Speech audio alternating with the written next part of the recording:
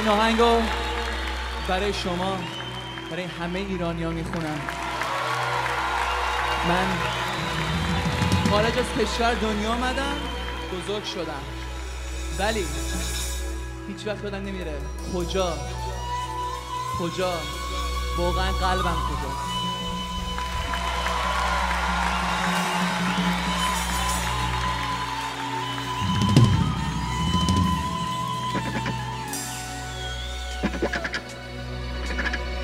ایران توی تنها بهونه واسم ایران، نفسم اسم تو میخونه، میگه ای مهد دلیران، ای کنام شیران. ایران توی تنها بهونه واسم ایران، نفسم اسم تو میخونه، میگه ای مهد دلیران، ای کنام شیران، ای ایران.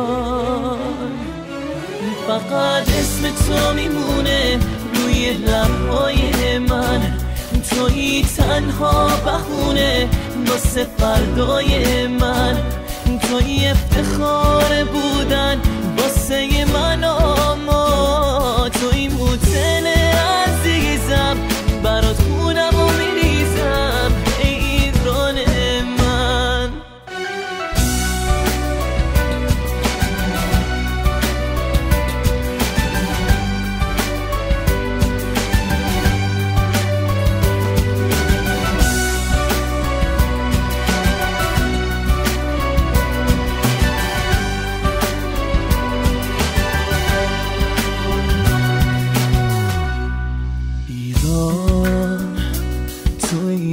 جاودان ملک توی ایران، توی تاج سر من، توی ای سرزمین شیران، توی افتخار من. ایران توی جاودان ملک توی ایران، توی تاج سر من، توی ای سرزمین شیران، ای ایران، ای ایران. فقط اسم تو میمونه روی لبهای من، توی تنها بهونه واسه فردای من، توی افتخار بودن واسه من، اما توی موتن عزیزم، برات خونم و میریزم، ای ایران من.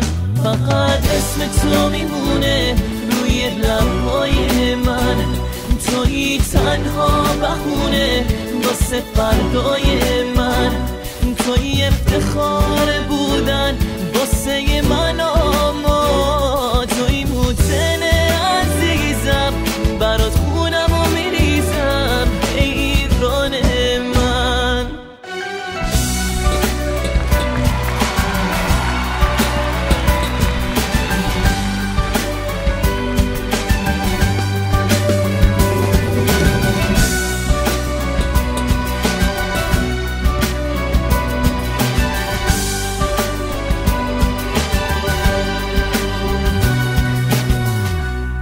فقط اسم تو میمونه روی لبهای من، توی تنها بهونه واسه فردای من، توی افتخار بودن واسه من، اما توی موتن عزیزم، برات خونم و میریزم، ای ایران من.